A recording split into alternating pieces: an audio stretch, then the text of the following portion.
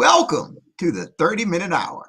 It's the personal development podcast for the seven-figure entrepreneur who's looking to level up and become unstoppable.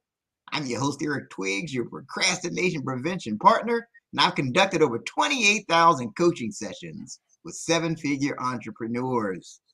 Now, normally, my co-host is Ted Fells. You know him as the super CEO, the business strategist extraordinaire, and all-around good guy.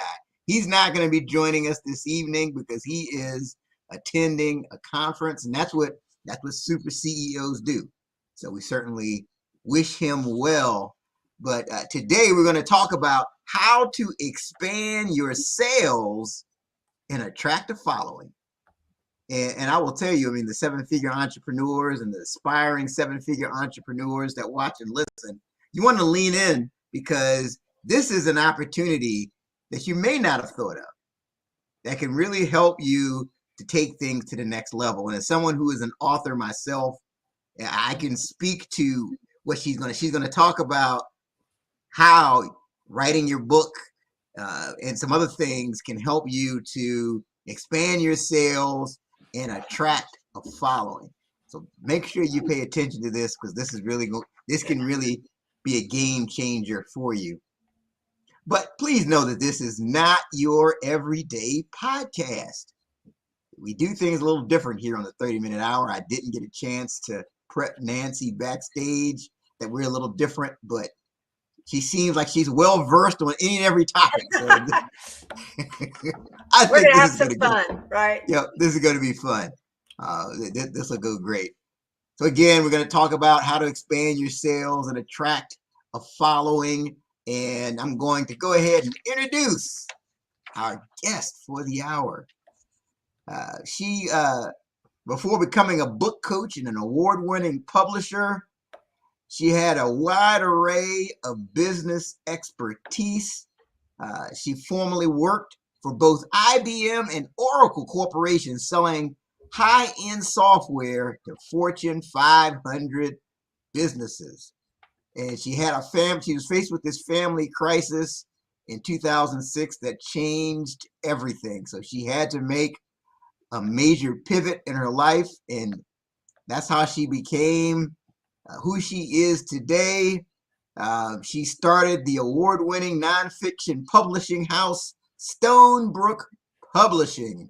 And she's developed a step-by-step process to help entrepreneurs, business owners, and coaches, speakers as well, to expand their business by writing a nonfiction book that can be repurposed into other revenue-producing products.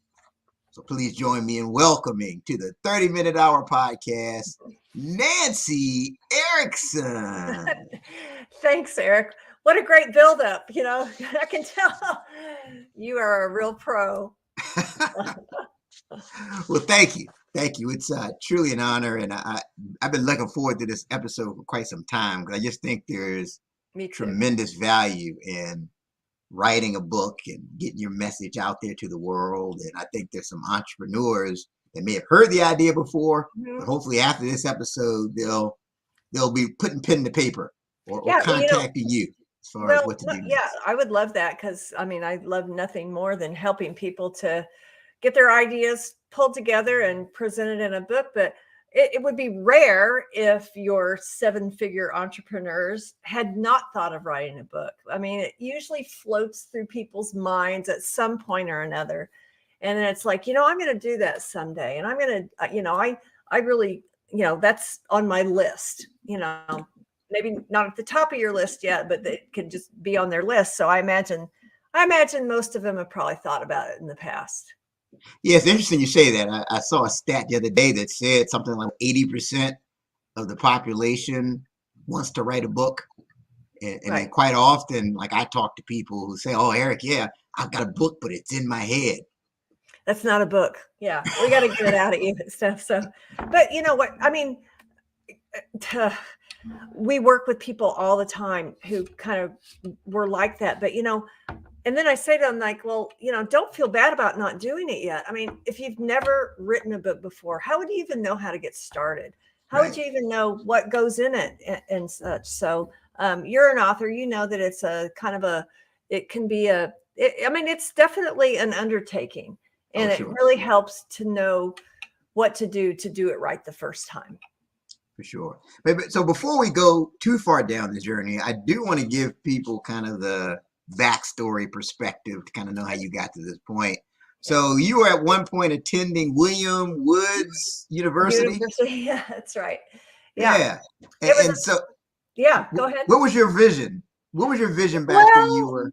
oh my gosh. I wanted to be an undercover journalist, and I Oh, was wow. gonna, yeah, I wanted to, solve big mysteries and all kinds of stuff, And so when I went to school, I majored in English and business communications.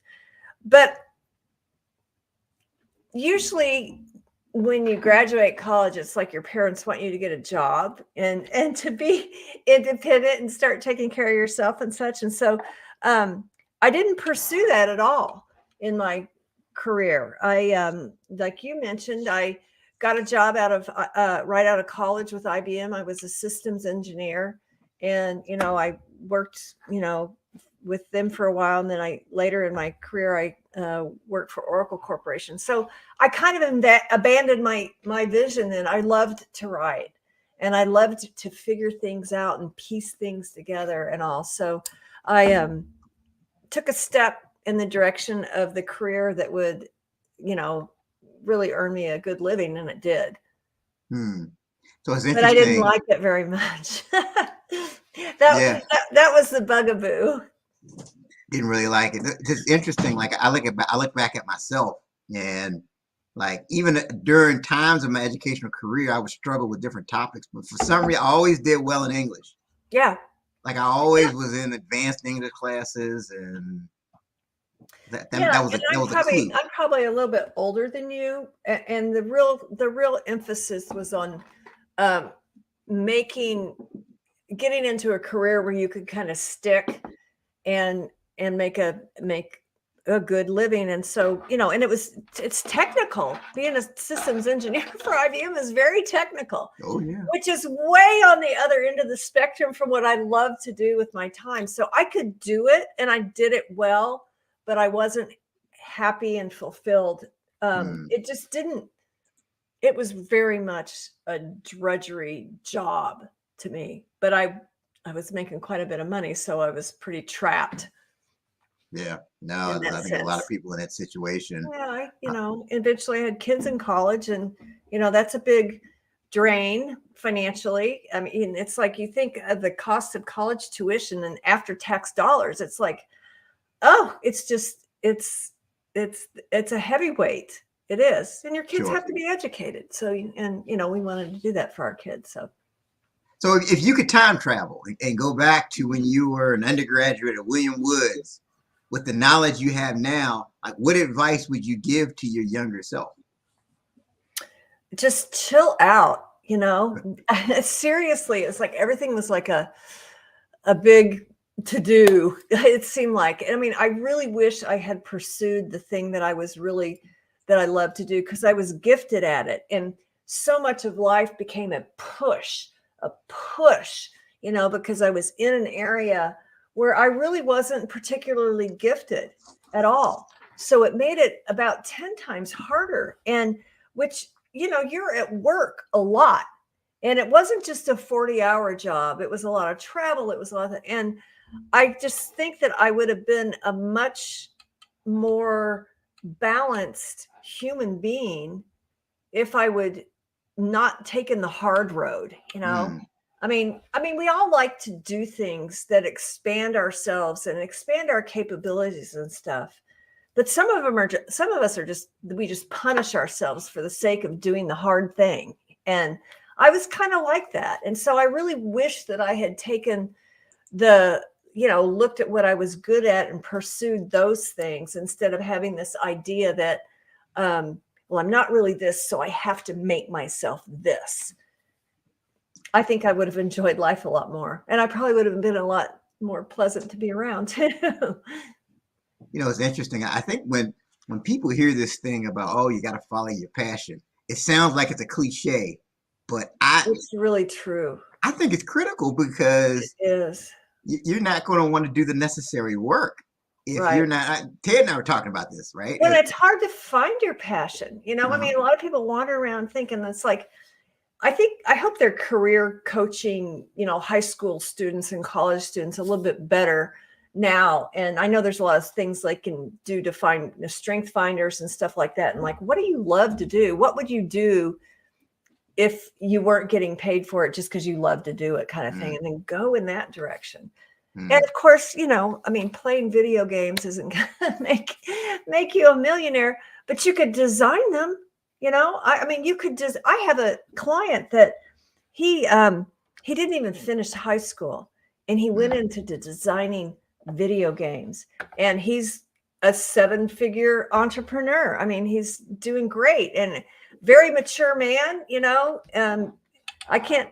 I mean, he's certainly not uneducated, but anyway, if you just follow the thing that you're good at and see where it takes you. Absolutely. So you had your life is on this certain path, right? You're the engineer, and then you experience this family crisis, the set of life Yeah. experiences that led to you becoming the book professor that you are today. Talk about that. What were some of those experiences? Well, there was kind of a pivotal moment here. My dad was diagnosed with a terminal brain tumor, Mm. and we knew that he would only have about 7 months to live. So I quit everything and went. My parents were living in Florida, so I went to Florida to be with them, to help them through that time, and a little bit after, to help my mom with the transition. And so when I came home, I was kind of like, wow, what am I going to do now? I quit my job. My kids were out of college. I had kids really young, so they were only a year apart, so they were educated fast. And I thought, sometimes you get that feeling that's like, now I can do what I really want to do, And so I had loved to write. So I thought, well, I'm going to get some more training in that because it's been a while. So I was looking at all these courses, and I'm like, well, I've already done those. Those are undergrad. So I did end up going back to school and getting a master's degree, a master's of fine arts in writing. And when I graduated, they asked me to join the faculty to teach, which I did. And I also started the nonfiction publishing house, Stonebrook Publishing. So I have a niche in nonfiction. I mean, we help people to write and publish nonfiction books that will save lives, change lives, or transform society. We do a ton of business books that are like that. A lot of other books that I call like overcomer books, where somebody has been through something and they've accomplished something and they've overcome some things, and they can share that message with the reader. But I'm still getting around to the book professor because that's not formed yet. But what happened was the first book that we published was written by a Holocaust survivor who'd gone to school with Anne Frank. Mm. And we ended up doing that book release at their school in Amsterdam. And so that was a pretty amazing experience. This is the first book out the chute, Then the next book that we published, we got back cover endorsements for that book from Sir Paul McCartney and Cindy Crawford. Oh, wow. And so I was like, you know what?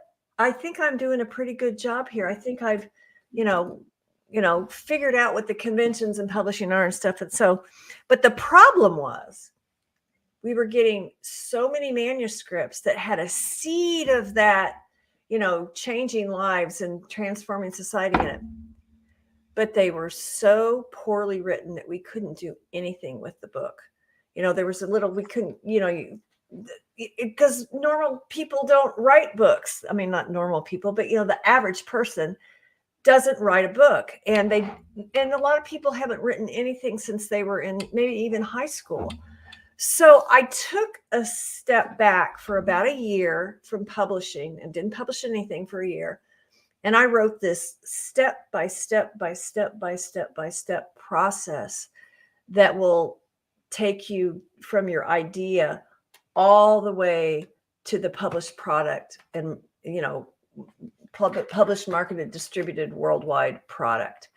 And so that is under the umbrella of the book professor. So I have two book-related businesses. One is the Book Professor, where we help people write books, and the other is Stonebrook Publishing. So we will publish our clients' books that we work with because we know the quality is there. We also publish a whole bunch of authors' nonfiction books that they have to go through a vetting process. So anyway, yeah. So it's kind of a, started off with, the family crisis, and I just kept doing the next thing. Interesting. So you just kept doing the next thing, and this just kind of evolved. Yeah. But was there like a defining moment where you just said, you know what, this is what I'm supposed to do? Well, I say it every day now because I love it. But yeah, when I got out of school and I was teaching at the university, but I also started the publishing house, it just felt good, Yeah. Felt right. Yeah. Yeah, this is exactly, because I feel the same way about podcasting. We're just like, like a lot of people were constantly saying, Eric, you should start a podcast. I'm like, yeah, I don't need anything else to do, whatever. And then after I did an episode, and you're good at it. Well, that's the thing. It's like, you kind of find your thing, and there's a whole lot of stuff I can't do very well. So I'm just going to keep doing this thing over and over and over again. And our clients are thrilled because they do have something to say. They just don't know how to say it. Yep.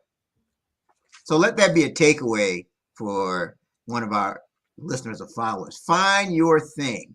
Find your thing. That's it. Really look at what is your thing. And I think you'll definitely go to that next level with it once you really identify what it is.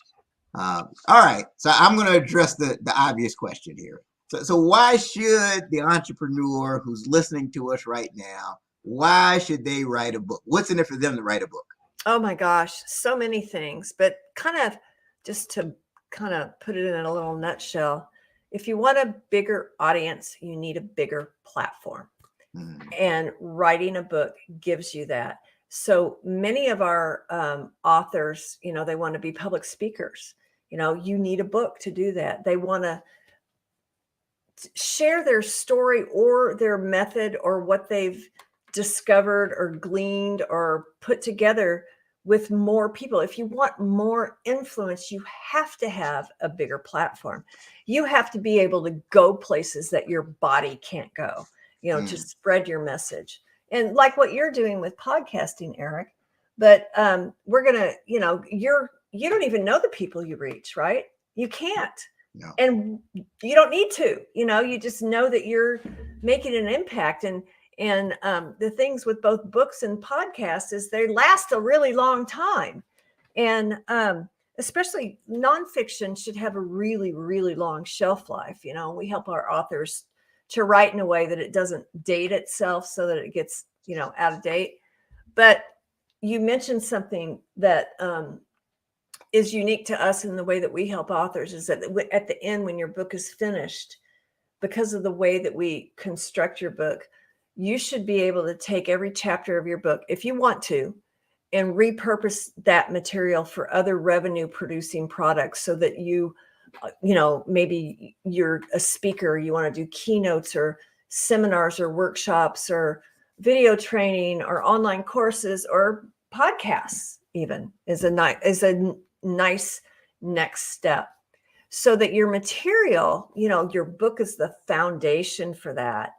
And then you can get your message out across multiple venues from there.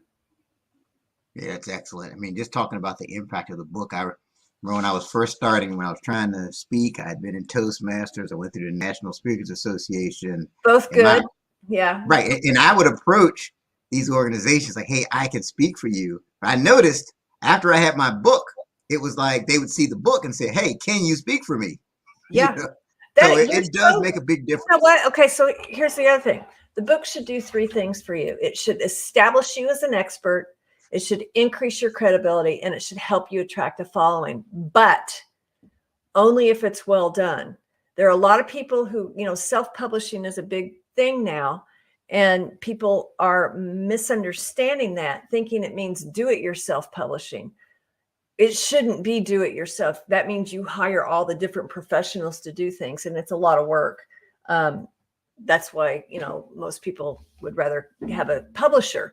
But people give me their books all the time, which I think it's fantastic they've written a book. But sometimes they'll give it to me and I'll think, oh my gosh, please don't give this to anybody else. Because they don't know, they don't know. They don't know Wow. that it's not professional. And it starts with the writing. And like anything else, your product should make you shine.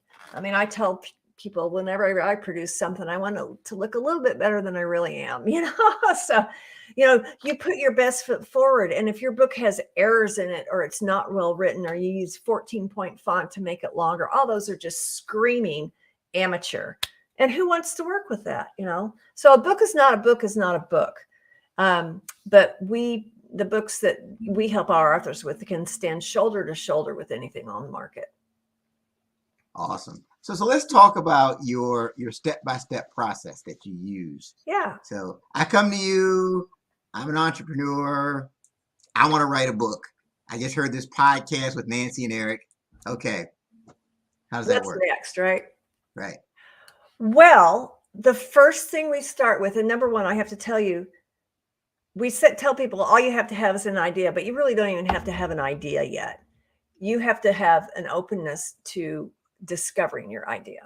So we start off with a series of these foundational questions that are intended to help you crystallize your message. So there are things like, why are you even doing this? What's your motivation? Who is your audience? Very specifically define your audience. How will they be changed as a result of taking in your message? And so there's 12 of these questions, and we end up distilling those answers down into a purpose statement for your book, which says the purpose of this book is to do this specific thing for this particular audience, period. And that becomes your job now, to deliver the audience to realize the purpose of the book. Because the thing is, particularly with your listeners, Eric, it's hard to prioritize. It's like, what do I leave out almost? And you got all this stuff jumbling around in your head and you don't know it's a spaghetti mess, So what the purpose statement does is it limits your book to a particular reason for this audience. I mean, you may have a lot of books in you, but to start with, you have to figure out what you're writing and to whom. So, yeah. Yeah. So for whatever reason, Nancy, maybe you can help me out with this, but one of the hardest things for me was defining the audience. Oh, I know. I don't know why that's so difficult. It is hard. Do you have any advice on how somebody can do that? I'm so glad you said that, because people, number one, sometimes people's like, well, everybody's going to want to read my book. I got to tell you, everybody is not going to want to read your book. So let's figure out who is, and we help you with that. So let's say you're a financial planner. Who's your audience? Well, I've got retirees. I've got people with kids in college. I've got young doctors who just graduated and are in internships and stuff. So, how do I figure out my audience? Well, my answer to you there would be, why don't you write a series of books? And when I describe how we develop your chapters, it's easy to have a baseline book. And then when you change audiences, you just change the stories that you tell. So it's kind of like a chicken soup for the soul thing, financial planning for retirees, financial planning for, families, financial planning for, I always thought for financial planners, my kids are doctors. So I thought a great audience for them would be newly minted physicians. They don't have any money yet, but in about 5 years, they're going to be making about $600,000 or $700,000 a year. So get them while they're new, So, but you could do a series of books, and for everybody else, we help you to define your audience. And I think who your audience is. It's just you have to kind of give up the fringes not that those people can't be helped, but this is our target. This is our target market, our target audience, the people who can most benefit from whatever information is that you would like to share. I think that's valuable. And I'm thinking you would say that it's better to the more you can niche down, the better, the more specific.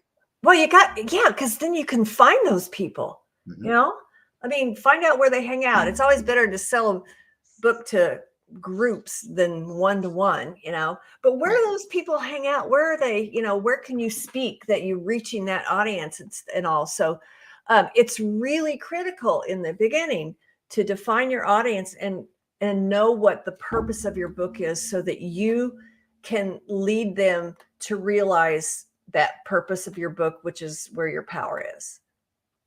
I heard a profound statement. It was, you're best served to help the person you used to be. Oh, that's amazing. Yeah. I've never heard that. I love that. Yeah. So you know what? You're right. Yeah. You're so right, Eric, because here's the kind of thing that motivates me, is that the reason I'm even doing this is we have a lot of problems in our world, and we don't really even know how to name them anymore, much less solve them. I mean, it's hard to name them. Tell you what, can I turn on an extra light here? The sun just went behind the clouds. I don't want to be in the dark for your. So what? But I really believe that the answers are trapped inside of people like you, like your listeners. Now, your audience is high achieving. You don't get to where you are in a 7-figure business without having been somewhere else first. So if you picture it as like you're here on the road and we just want to reach back, and pull somebody forward to where we are. So what you just said makes a lot of sense, help the people, that person that you used to be. And we're here to do that. I think the two things that people can't live without are hope and help.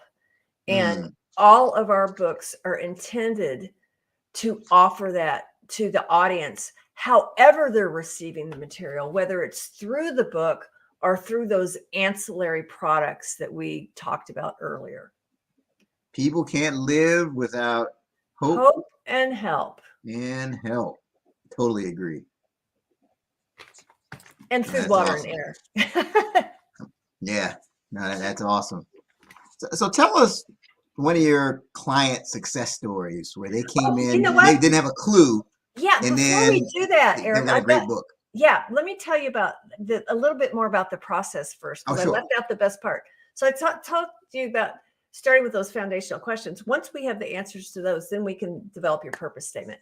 Okay. The next thing we do is we start mapping out the content of your book through a process that I developed. And it's a book map. It ends up being like a mind map for your book. And everything you're going to communicate is on these maps. There's one for each chapter. So we always want to deliver material from the viewpoint of the reader. What do they need? What are they looking for? What kind of help do you have to offer them? So for that reason, we construct your book chapters in problem solution sets, where the first thing you do is name the problems that your clientele has, or whoever your audience is. Maybe you're writing a book about overcoming something, and then name the solutions. And then through a very story-driven methodology, you present your solutions. So when I said at the end, if you wanted to do a series of books, your problems and solutions may be the same, and you just change the stories that illustrate it to meet the different audience. So all of our clients really appreciate that method, because especially if they're writing something having to do with their business, they know what the problems are. Because if you're in business and you don't know the problem that you solve, you need to kind of back up a little bit and figure that part out, right? But using that approach not only helps you as you're writing it, it really helps your readers to be able to take in, your material. Because what are chapters? Chapters are just a container for information, for one kind of information, for one problem, one solution. So once we have everything mapped out, Eric, this is such a shortcut. This makes things go so much faster, because then you can start writing your draft, which we also work through with you. But then you're just in execution mode. There's no such thing as writer's block, because writer's block is you're just sitting there fiddle farting around and not knowing what to do. You're going to know what to do. The problem would be getting your butt in the seat and your fingers on the keyboards, right? But you can get into execution mode and just hammer out a first draft in which we will go back and then start refining and polishing. Okay. And the thing that's so cool about it, people often ask me about ghostwriting, and I do not like ghostwriting, because when you're doing this yourself and you're telling the stories and you're getting the emotion into it and you're revealing yourself to the reader, they really get a chance to know you, to hear your voice and your unique message. Now, in ghostwriting, the end product can be just really flat, because it's only as good as the questions that ghostwriter asks you. I mean, and they can take you through a string of, events and stuff. But when it's coming from you, you're really ingratiating yourself toward the reader. And it sounds like you. And you're the one that they want to learn from anyway. So, in our process, it takes a year. But that's because it's in little tiny chunks in a way that a busy executive or entrepreneur can actually do it and finish. So, so if I'm hearing you correctly, when we look at your process, you help the person define the audience, come up with a purpose statement, map out the content. Sounds like you've got a chapter with problem solution focus. Got it. And then you're hammering out a draft. Is that? That's right. Yep. Yeah. And then I take you through a whole series, once you have your first draft, of self-editing exercises. Oh my gosh, you are going to surprise yourself. You will not believe how good you really are at writing. But at the end, you're going to have this final draft, and it's still not going to be ready for prime time. So we have the next step is for us to do the professional edit of your manuscript before we jump into publishing. Awesome. So we're kind of we are soup to nuts, from your idea all the way to your finished product and such. So to me, I think one of the things, and I can just speak from my experience, that when someone thinks they have writer's block is because when you're trying to write a book, you don't know where you're going, right? Got it. And I think if you, like you said, if you got it mapped out, you know the person and you know the purpose and everything else, now you're just kind of filling in because you have a direction. And it's not, it's kind of cool because it's in mind map form, so that you could, I'm visual, I'm a visual learner. So when I can see it laid out on the page, I can execute that. An outline is just kind of dry for me. It doesn't, I don't know. I like this process. Okay. No, it sounds like a great process. And I think your phone may be ringing after this episode. Yeah, I hope so. I love this. I mean, I love doing this. It's just such a shortcut for people. And I think one of the reasons that people who have thought about writing a book don't is because they don't have a process. Exactly. And, you don't want to start something and get all tangled up and then just shove it in the drawer. And as long as you're going to spend your energy and your emotion and your focus on something, let's do it and get it done.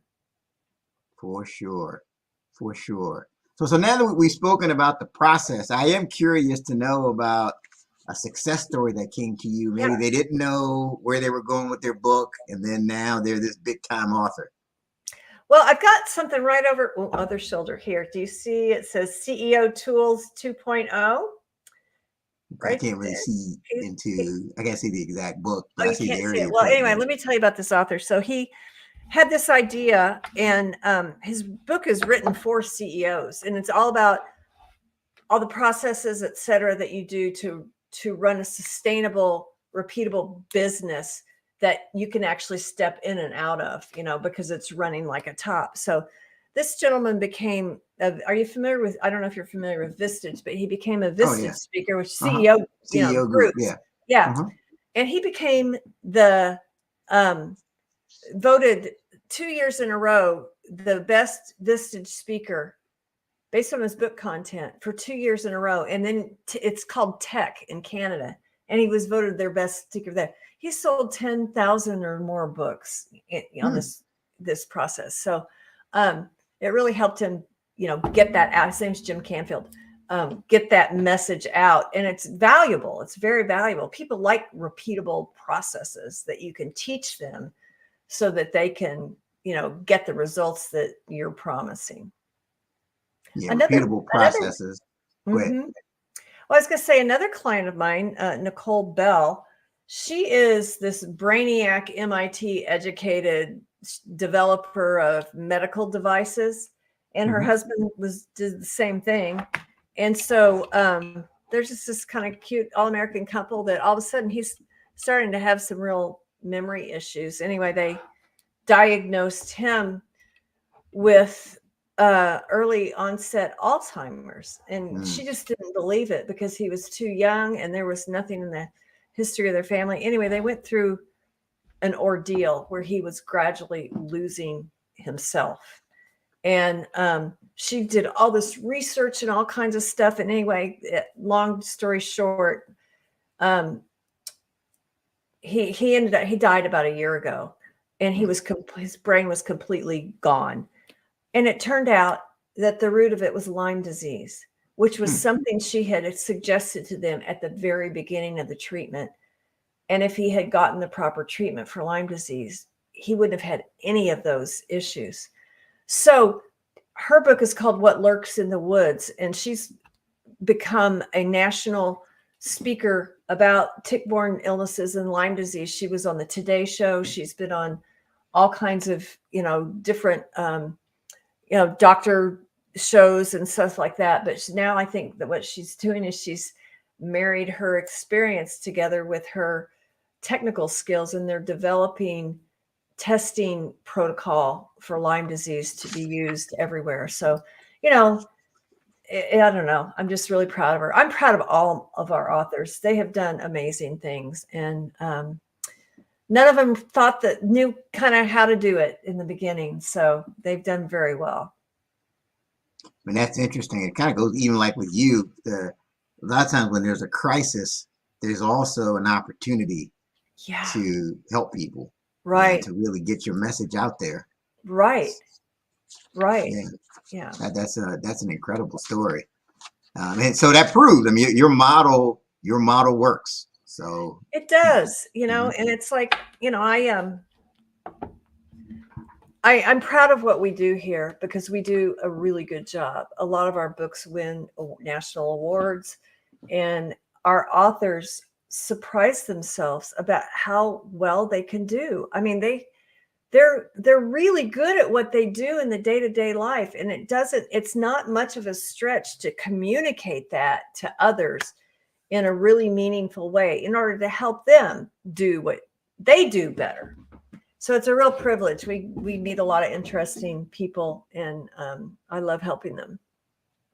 Sure. And you're a regular guest on podcasts and the other various shows. Like, what's one question you never get asked that you wish people would ask you? Well, it kind of has to do with the evolution of my business. And it's like, what would you not do again? And I got to tell you what, when I was first starting out and I was learning to be a publisher, and oh my gosh, I spent money on things that now I'm thinking, why did I spend, that money on this thing? And, just trying to figure out tools to use, to not only, because in the process that we take you through, there's like 45 video presentations and stuff and all. And it's like I bought like everything and then figured out which one I was going to use instead of like trying to get help and recommendations. So what I wish that I had done that I didn't do, what I wish I didn't do and done instead is ask for more advice instead of trying to figure out all the technical tools that are out there to help online entrepreneurs. That is great. That is very insightful. What would you not do again? I wouldn't go it alone. Yeah. I would be more, and I think, and this is just probably my character flaw, is I was starting this thing and I didn't feel like I wanted to be vulnerable enough to say I didn't know what I was doing. Yeah. Which you don't. You No. don't know I know what I'm doing now. But as I was doing it, I was just doing the next thing that seemed like the right thing to do. And I didn't know where I was going to end up or if it was going to work. Yeah. We get lucky. No, and I just think it's helpful to find the mentors, to find the coaches, to find the mastermind groups. Exactly. Absolutely. And you have to be vulnerable enough to say, I need some help in this area.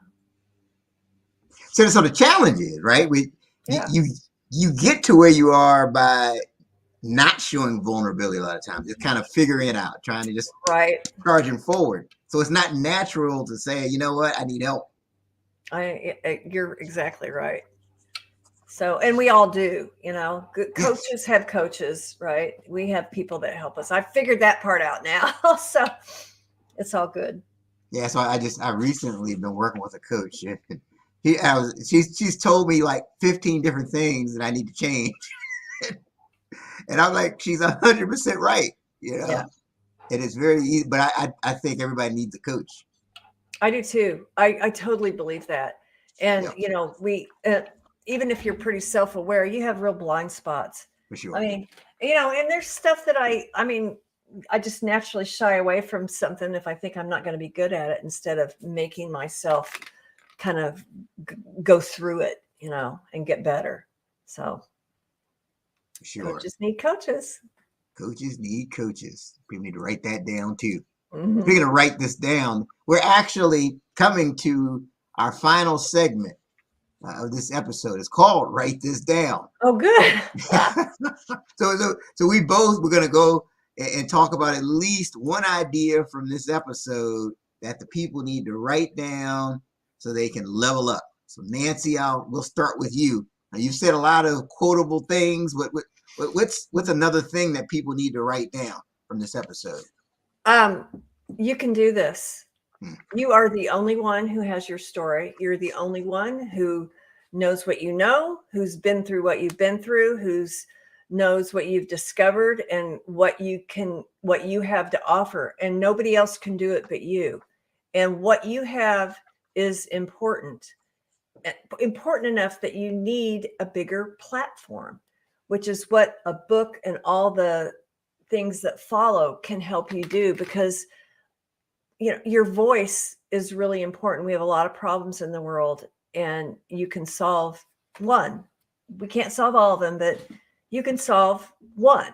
So I just want to give people the confidence that, working together, you can do this, and you can have a great impact on others by doing so. You can do this. That's certainly very encouraging. So my piece for this Write This Down segment is you can't be the Lone Ranger, right? Yeah. We've kind of been talking about this, but it helps to have that second set of eyes on what you're doing, and especially if the second set of eyes has already done what you're trying to do. Yeah. And I think that's why it helps to if someone's writing a book, it helps for them to partner with you, because if people want to do a podcast, they come to you, right? Exactly. You don't know how to do that. I don't know how to do that. Get that stuff out there, but when you do it over and over and over and over again, you become an expert at it, and you are the go-to person, Eric. It's just amazing. And, that's what we're here for, to help. We're here to help. Yeah, and it's funny, like when Ted and I started this podcast, we literally hit the button and just started talking. Yeah. So if you hear those early episodes, they sound a little different. A little different. Just a little different from now. I bet they do. But but in most things, there's a science. So just about everything, there's a science to it. There's a formula, and you're not going to know that formula if you just. And it's a shortcut. It's a shortcut to work with people who have figured that out. Exactly. So exactly. So don't be the Lone Ranger. Write that down. All right. Yeah, this has been a fantastic episode of the 30 thanks. Minute Hour. Definitely want to thank Nancy Erickson for everything that she has shared. How can the people get in contact with you, Nancy, for more information? Oh, it's really easy. You can go to my website, thebookprofessor.com. And I love to talk to people about their ideas. There's no obligation. They're at the top of the navigation. There's a link that says schedule a call with Nancy, and it'll be a 30-minute video call. We just talk about your ideas. And anyway, those are fun conversations to have. Good. Reach out to Nancy, thebookprofessor.com. You need to write that book. You need to leave your legacy. You're writing your name in the cement. It'll be there long after you're gone. People can read your book. So make sure you're partnering with Nancy Erickson at thebookprofessor.com. All right. And don't forget to share this episode. Make sure you share the show. And also don't forget that you can go back and listen to this episode on Apple Podcasts, Spotify, any of those podcasting platforms where you consume content. And that is our time for this episode of the 30 Minute Hour podcast. And until next time, have a great one.